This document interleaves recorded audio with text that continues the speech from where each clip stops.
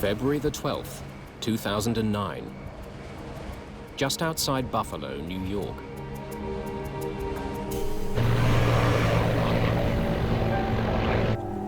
Gear down. Folks alive. Gears down. Jesus Christ! The airplane entered an aerodynamic stall. It did not recover.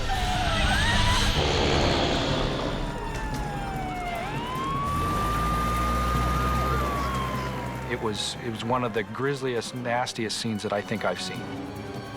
The crash of Continental Connection Flight 3407 would be one of the NTSB's most important in decades, and would see a grieving father fight for changes to the laws governing small airlines. I'm focused and determined to change what exists and not have another dad sitting here. Mayday, Mayday.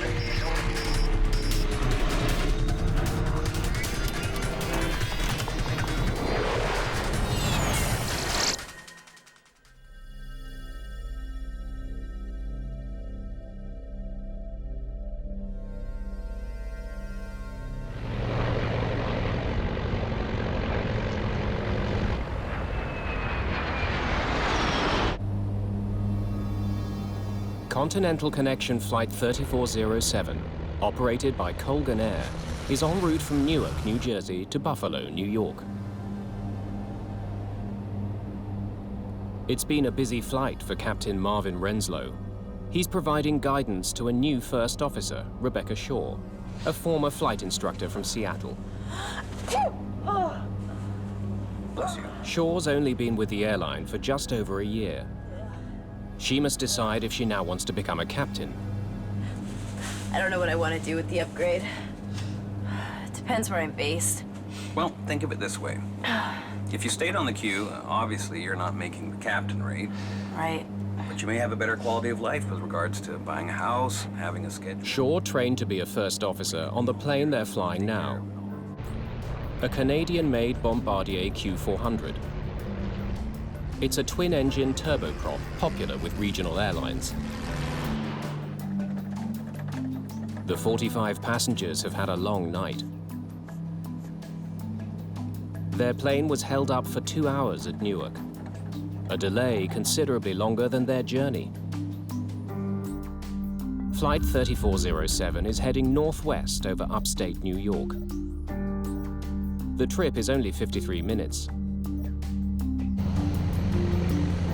Visibility is poor, and there's a forecast of snow and moderate winds in Buffalo.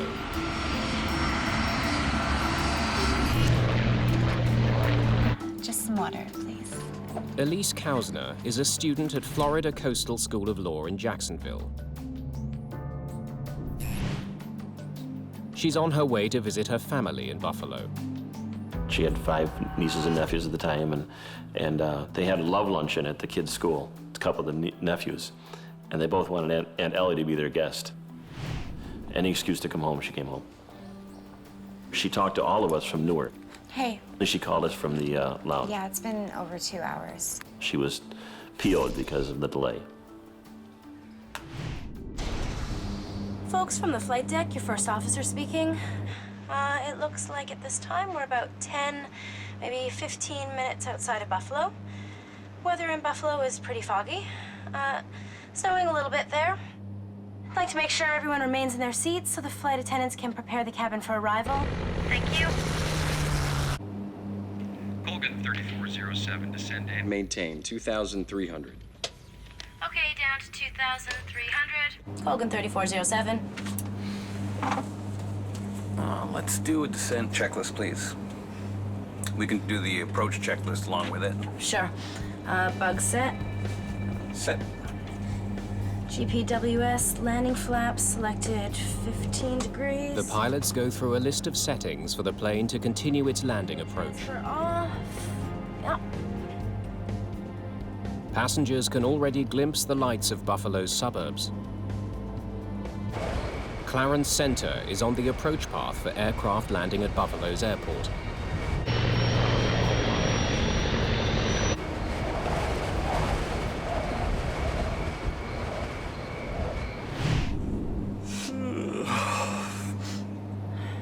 gear down. Locus alive. Gears down. All right, flaps 15. Extending the flaps provides more lift, allowing the plane to slow to its final approach speed.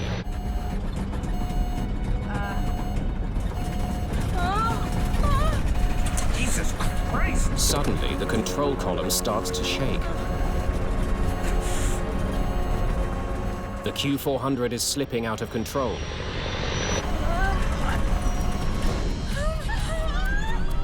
Captain Renslow struggles to keep his plane flying. But it seems to have a mind of its own.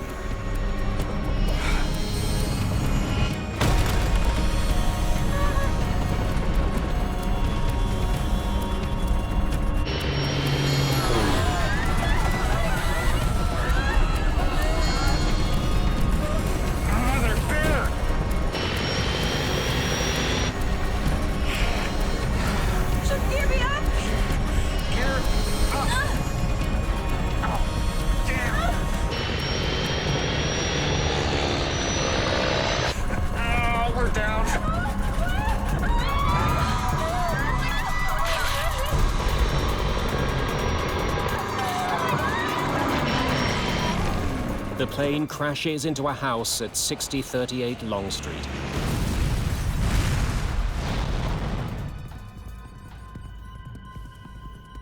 At air traffic control in Buffalo, Flight 3407 disappears from radar. Check Colgan there, see if he's on you. What's his call sign? Colgan 3407. Nope, I don't have him. You see anything out there? Nothing. All right, call the fire department. I'll never forget the dispatcher's words, plane crash, house on fire. I immediately got my shoes on and my coat on, got in my truck and started heading down the driveway. Firefighters don't have far to go. 6038 Long Street, home of the Valinsky family, is less than a block from the Clarence Center station. As I turned towards the village, the whole village was aglow. You could see the smoke, you could see the flame. Karen Valinsky and her daughter make it out of their house alive, but her husband Douglas is killed. My initial reaction was there was no way that somebody made it out. But the EMS division reported that they had 2 people and they were taking them to the hospital. And I said, well, which firefighters are they? And they said, they're not firefighters, Chief, they're survivors from the house. I actually physically had to go to the ambulance and look inside for myself to believe. Firefighters have never seen a blaze like this. If you've ever gone to a bonfire and stood 5 feet from it and you couldn't take it anymore, that's what it felt like from 100 feet away. The height of it was just unbelievable, obviously because of the fuel that was probably added to it, and the debris area was very large. It was a very, very horrific sight. We live in the town where the plane went down, right down the road. My son was driving home from a soccer game and went right by the plane crash and called me up and said, there's a plane down in Clarence. Never really entered our brain that it was Ellie's plane. Flight 3407 has crashed 8 kilometers short of Buffalo Airport. All 49 passengers and crew are dead, including Captain Marvin Renslow and First Officer Rebecca Shaw. But many more people could easily have been killed. You picture a house, and to see a plane on top of this house, no more house left, no more plane, only the tail section. You're asking yourself, how in God's creation did this happen? And not wipe the whole block out. The next call was again from my son and said, in fact, it was Ellie's plane. And he said, Dad, there's no survivors. At which point my wife shrieked and just hit the ground. Chris said he'd never heard his mother make a sound like that, and I hope he never does again. So that's when we knew that she was gone, and that was probably within 45 minutes of the accident.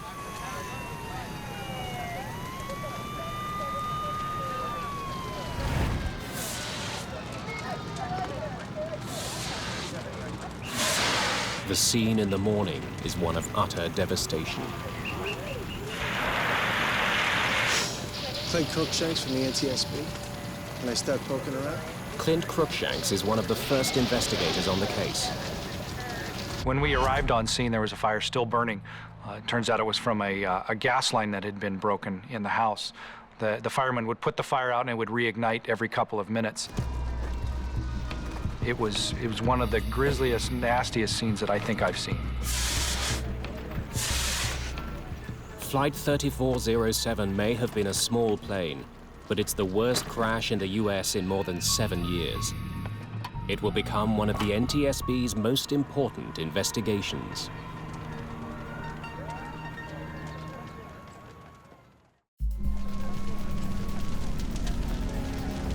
The fire at the crash site of Flight 3407 continues to burn, preventing investigators from examining the wreckage.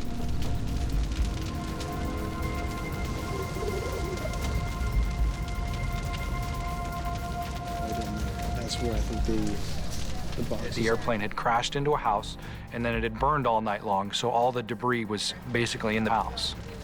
Our concern is that we're losing evidence. It's perishable, and if we can't get in there and get the fire out, then we're not able to maybe get a hold of evidence that might help us during the investigation.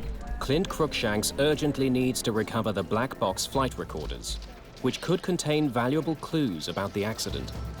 We knew that the recorders were in the tail part of the airplane. Ordinarily, investigators don't go near a crash site that's still burning. But if the black boxes can't be rescued, they may never find out what brought down Flight 3407. We started looking around and poking around into the wreckage and actually found out where they were. Okay, whoa, it's probably in here, okay? The access panel's on the other side, so we're gonna have to cut a hole right there, okay? The fire department produced a chop saw. We were able to cut a hole in the side of the fuselage and go in and grab the recorders and pull them out. All right, that should do it.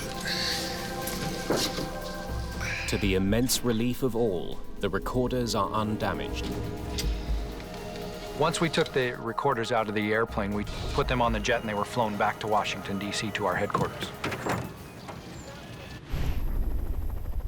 Now investigators are faced with a new hurdle. What little is left of the aircraft is hopelessly jumbled together with human remains and debris from the house. It all burned and settled into the basement, so we had probably 10 feet of debris that we had to dig through in order to recover all of the airplane.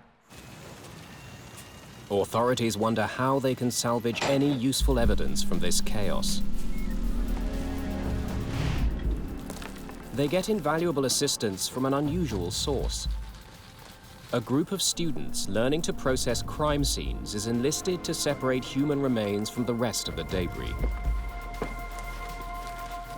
They were graduate students from a local college, forensic anthropology students, and this was good experience for them to come dig through wreckage like this and look for human remains. It's landing gear over there, please. It's dirty, painstaking work, but it frees up investigators to concentrate on the aircraft ruins. So we were on our hands and knees with brooms, with little shovels, scooping out debris, identifying it as to house debris or airplane debris, and then putting it in different piles. The first question for me as a structures engineer is to figure out if the whole airplane made it to the scene of the crash. The wreckage is carefully studied to determine if the plane's four corners, nose, tail, and both wingtips are present. If we find all four corners of the airplane, then we know that there was no in-flight breakup. There was nothing that departed the airplane during the flight that may have caused the accident. One wing has been consumed by fire. The other is shattered into pieces. Hey, have a look at this. But investigators are gradually finding what they've been searching for. Oh yeah, it's the last piece. It's the left one. It wasn't until several days into the investigation, as we were scraping away some of the debris, that we actually found evidence of the left wing and the nose. Investigators now have all the pieces they need to conclude that the entire plane is at the crash site. Whatever caused the disaster was not the result of a breakup in flight.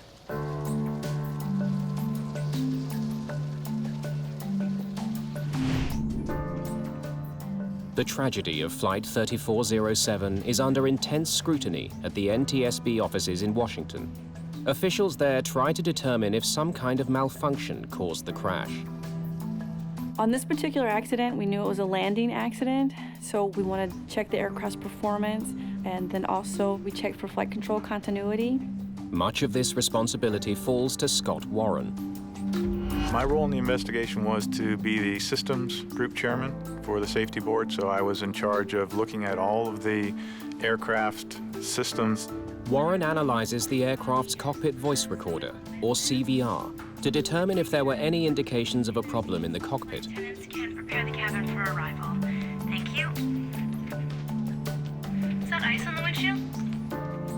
He discovers that 6 minutes before the crash, the crew of Flight 3407 had noticed a buildup of ice on the aircraft. Got it on my side. You don't have yours?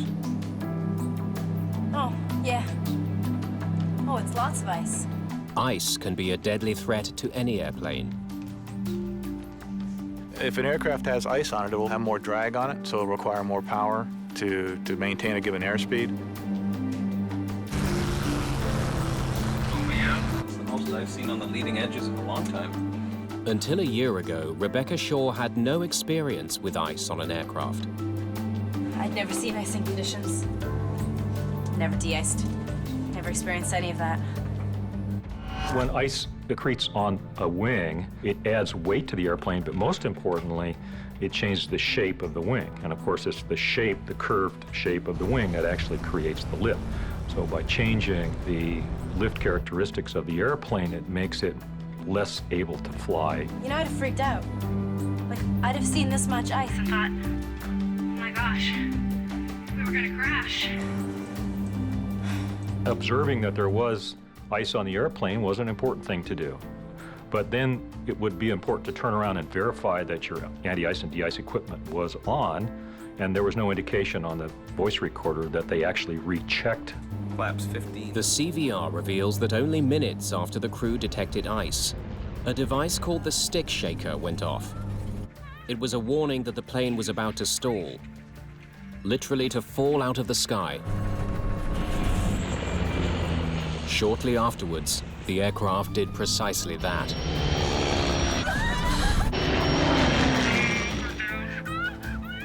We know there were icing conditions. The only question was, were they bad enough to induce this airplane to have a failure? Ice is now the chief suspect in the crash of Flight 3407. If it's ice, let's prove it. We were all convinced that we had an icing accident. We said, yeah, it's going to be an icing accident. We just got to make sure we look for these few key aspects of icing, verify that, and we're good. But some of the victims' family members are less convinced. Our initial thought was that it was an ice-related incident, that there was an icy night and brought the plane down. And as we began to talk to people who knew airline travel, who were pilots themselves, they would look kind of askance and say, I don't think so. That doesn't make sense. Some investigators share that suspicion. Scott Warren knows a plane like the Q400 has a sophisticated de-icing system. It's designed to keep ice from building up on the wings and other critical parts of the aircraft. To prevent ice accumulating, the plane has rubber bladders along the front of the wings, called de-icing boots. A series of valves uses air from the engines to inflate the boots and crack the ice off the wing. Those boots are designed to inflate periodically, and that inflation breaks off the ice that's accumulated on those leading edges.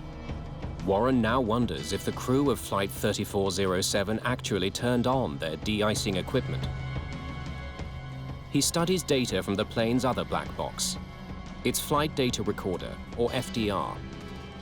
It tracks the workings of crucial aircraft systems, including the de-icing mechanism. We know from the FDR data that the de-icing system had been selected on by the crew, and it was on during the majority of the flight, and certainly at the end of the flight it was recorded in the on position. But now Warren needs to figure out if the device was actually working. Just because the data records that the system is on, that's a start, but you can't necessarily believe that one piece of information. The only way to know is to find what remains of the plane's de-icing system and determine if it was active when the aircraft went down. Clint Cruikshank's team hunts for a crucial component of the system, the valves. Excuse me. Okay, everyone, I just want to... For the de-ice valves, we said, here's what it looks like. Look for something like this. If we can find those valves and we can test them and see if they're operating correctly. The valves were very important to us because they are the key component that moves air from the engines where the bleed air originates for the de-icing system.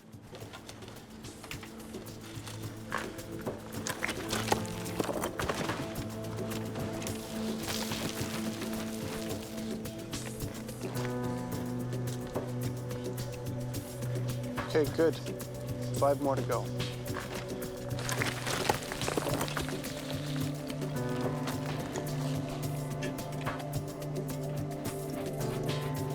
Five of the plane's 6 de-icing valves are eventually recovered. Some were badly burned, some were in fairly good shape. And we took those valves and we conducted as much testing on those valves as we thought was appropriate for the level of damage. We looked at the level of electrical conductivity, and we looked at the pressure testing. We looked at a wide variety of things depending on the condition of the valve itself. And as far as we could tell, all those valves were working properly. Is that ice on the windshield? Got it on my side. Now investigators have to consider the possibility Oh, yeah. Oh, it's lots of ice. that there was so much ice on the wings that the de-icing system couldn't get rid of it fast enough. Oh, yeah. That's the most I've seen on the leading edges in a long time. It has happened before. In Roselawn, Indiana, a French-built commuter plane crashed in 1994 after suffering a catastrophic buildup of ice on the wing.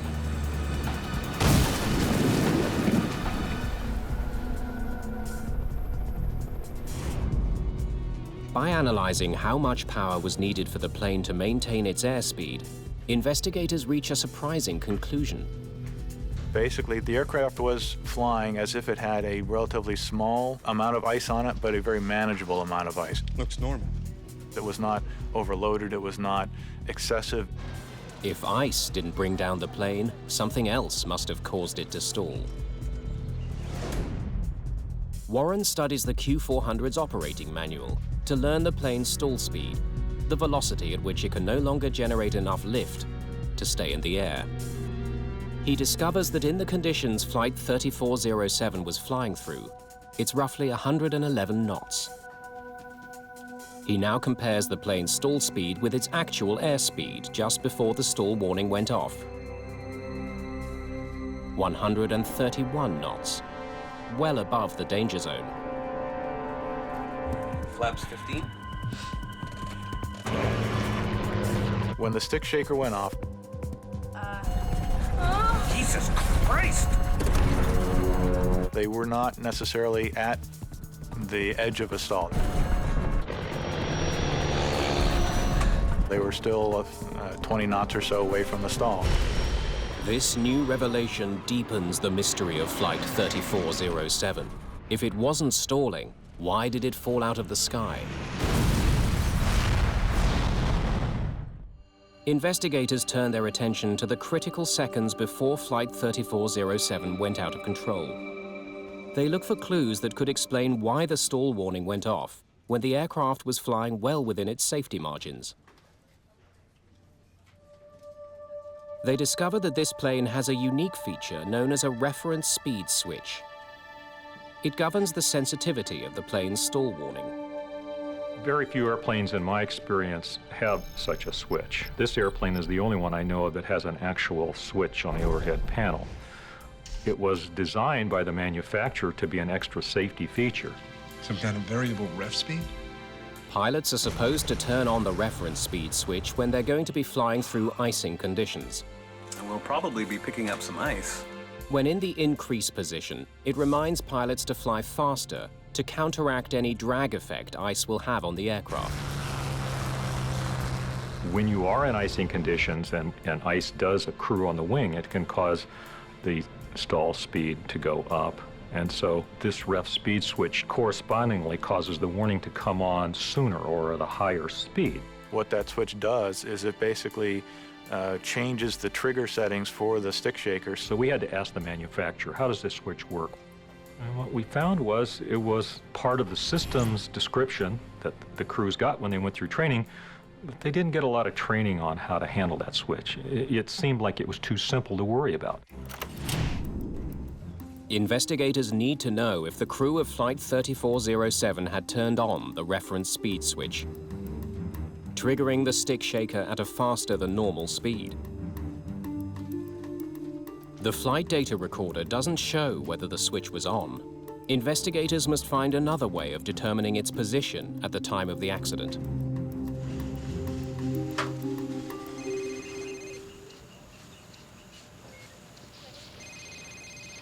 Clint here. Clint Cruikshanks is given a new priority. All right, I'll see if we have it.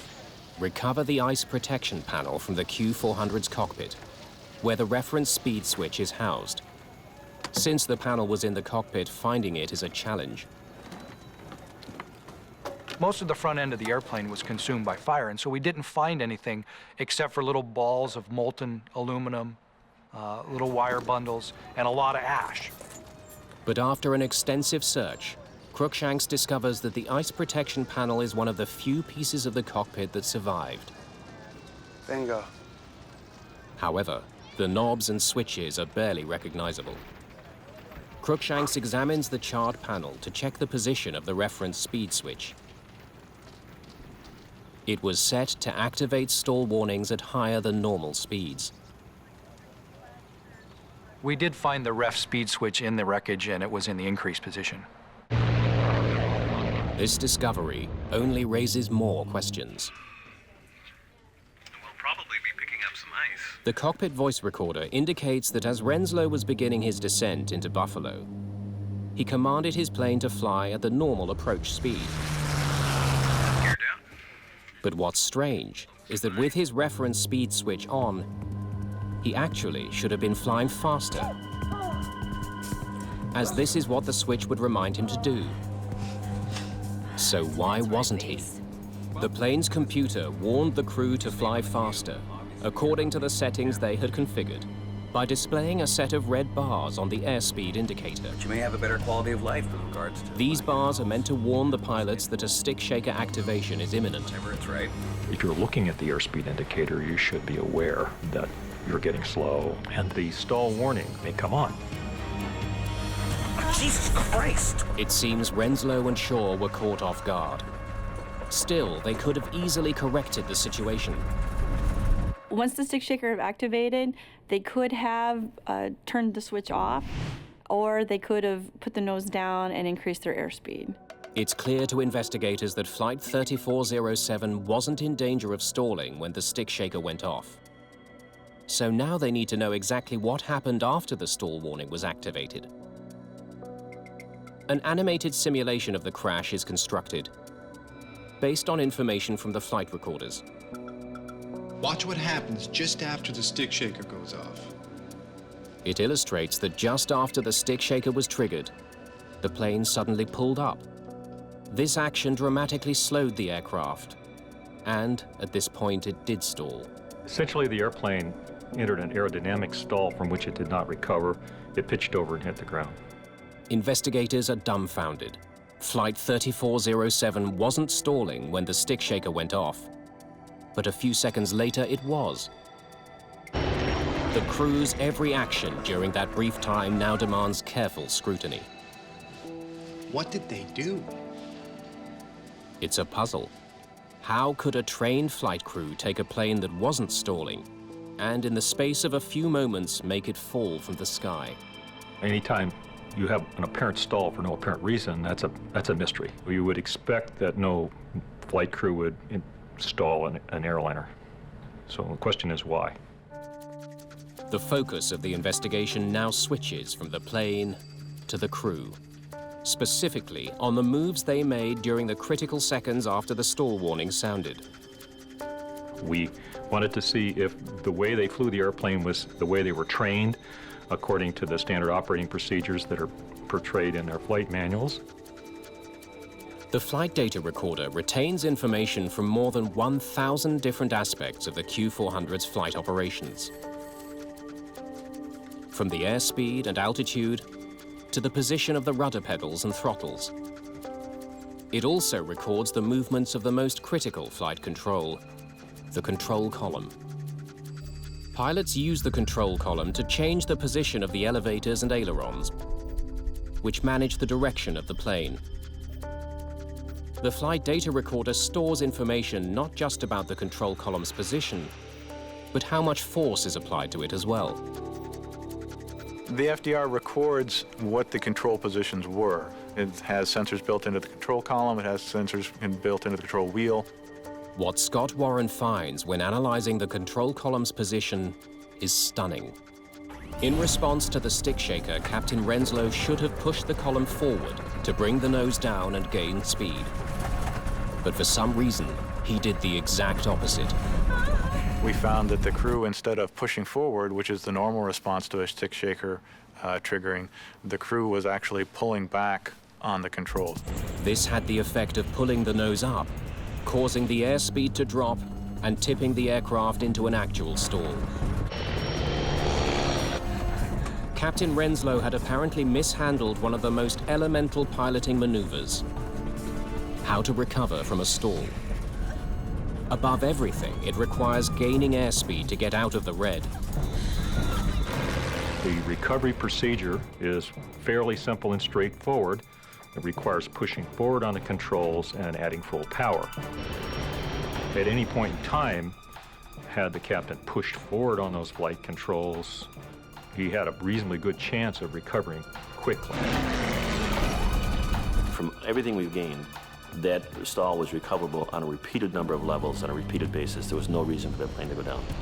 Investigators also learned that First Officer Shaw, in trying to help Renslow deal with the crisis, inadvertently made things worse. I put the flaps up! She retracted the flaps, reducing the amount of lift as the plane struggled to stay in the air.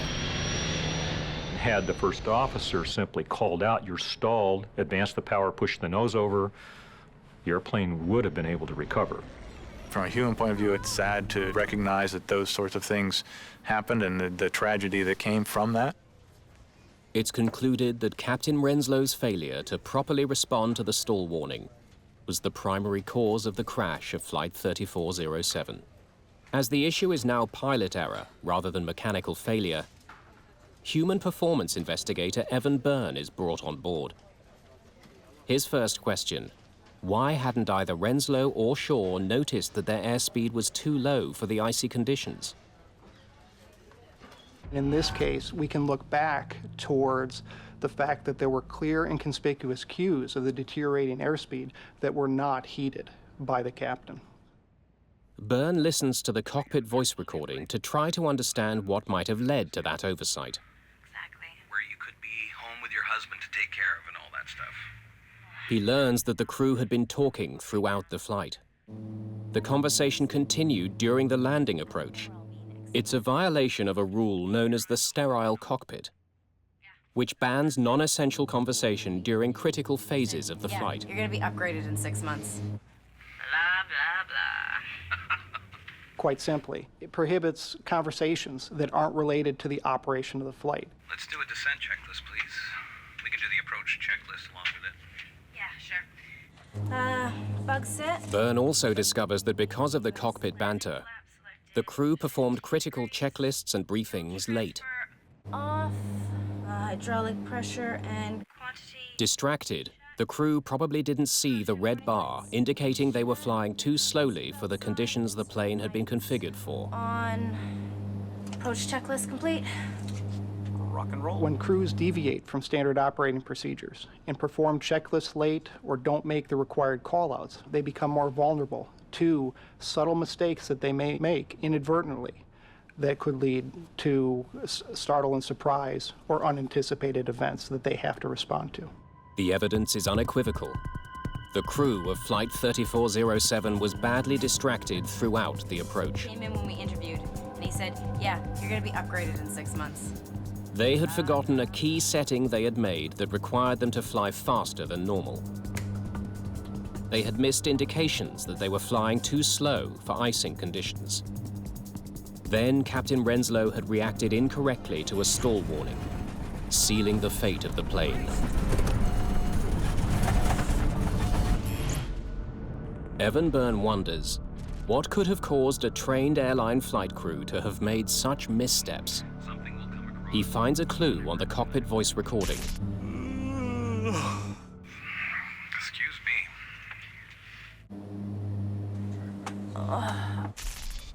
The crew was showing signs of fatigue. Could Renslow and Shaw have been too tired to function effectively on the flight deck? It's a tough question.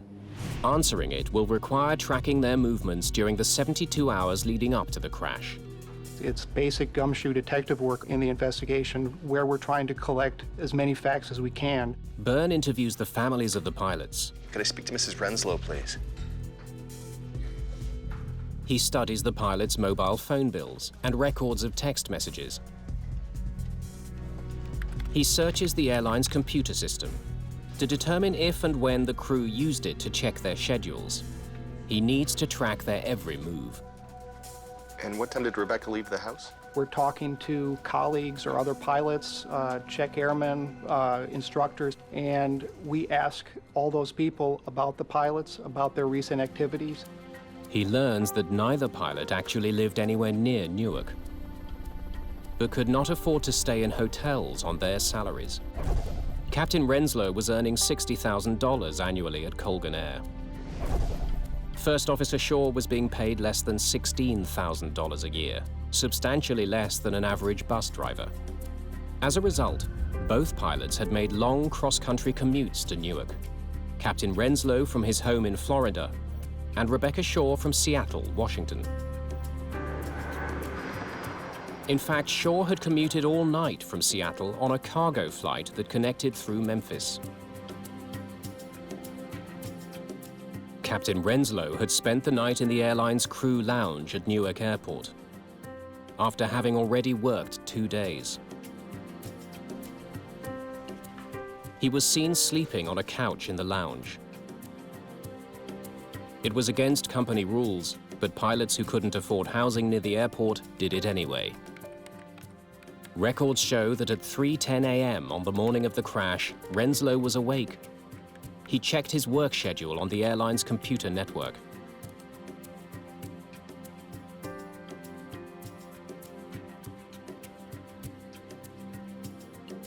Next stop, Buffalo. At 7:29 a.m., Rebecca Shaw sent a text message to her husband, telling him she'd arrived safely in Newark. Hi, honey, it's me. Phone records indicate that later in the morning, Captain Renslow was on the phone several times. Rebecca Shaw was noticed having a nap, catching up on the rest she'd lost flying in the night before. It's not a lot of sleep. We ultimately concluded that it was likely that both crew members were experiencing some effects of fatigue at the time of the accident. Her job is to watch the airspeed. Her job was to watch the instrument panel, and my view is she was fatigued to the point where it's like right here, and you're so dull. I think that's where she was, and he just was not capable. He was just, he should have been flying an airplane. The revelation leads John Kausner to become a fierce advocate for changes to the industry. He raises awareness among both lawmakers and the public about the need to improve regulations governing pilots at regional airlines. This is just saying we support 3407 families, their fight for aviation safety, and these representatives and congressmen and senators have done that for us, and we're very appreciative. He takes his fight all the way to Washington, D.C. We needed to do something, and so we began to advocate in Washington weekly, every other week. I mean, we've made innumerable trips down there. And immediately the families just gelled. We all attended the hearings and began to say, this is what we can do. The crash of Flight 3407 focused the world's attention on a growing safety problem. The relatives of those who were killed will help eliminate that threat. The crash of Flight 3407 exposed wide-ranging shortcomings in the regulations that govern regional airlines. These smaller airlines now make up half of all daily passenger flights in the US.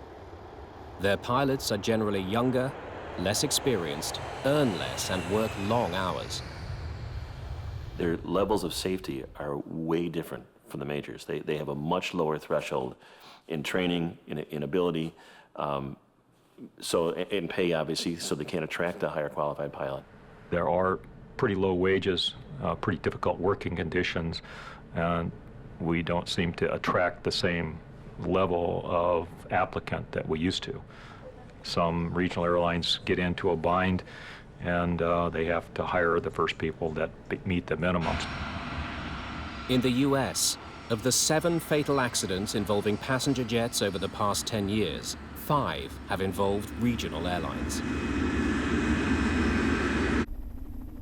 Those include the crash of Delta Connection Flight 5191 in August 2006, which killed 49 people when the crew took off from the wrong runway.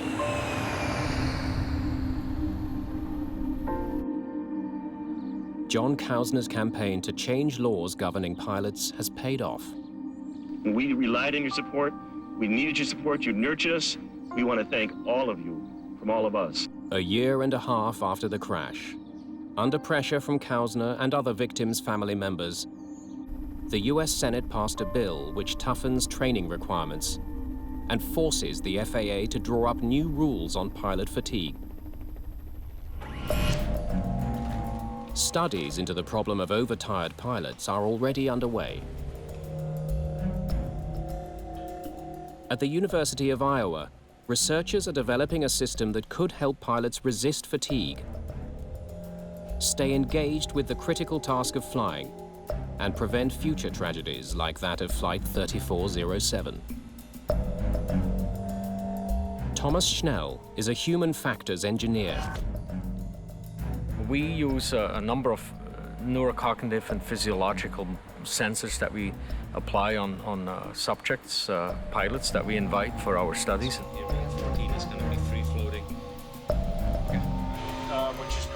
He's studying how pilots stay alert on the flight deck as a test subject conducts a cross-country journey in a simulator.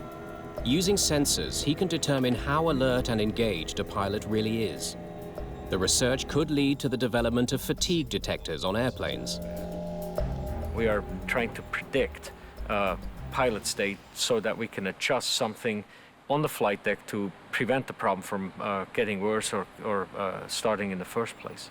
We monitor brain activity, eye movement activity, heart, the EKG and respiration and other parameters in an effort to figure out what the pilot's or the crew's state is. Are they fatigued, overworked, are they disengaged or distracted? This section is where they were really drowsy, and you can see that the gaze has become kind of bored. Schnell instructs the flight simulator to trigger a major systems failure in the cockpit. It's no good. Everything's dead. Hydraulic systems have failed. Flaps are not applicable. Crank up that heat map so we can see what his brain activity was. Brace for impact. When a crew is fatigued, what you might see is their reaction to events may slow down. So you'll see mistakes being made on the flight deck. It's precisely these kinds of mistakes on the part of Renslow and Shaw that ultimately crashed Flight 3407 and killed 50 people. It's a tragedy that should not have happened, that was foreseeable, was preventable, and it's repeatable if we don't do something about it. I'm focused and determined to change what exists and not have another dad sitting here.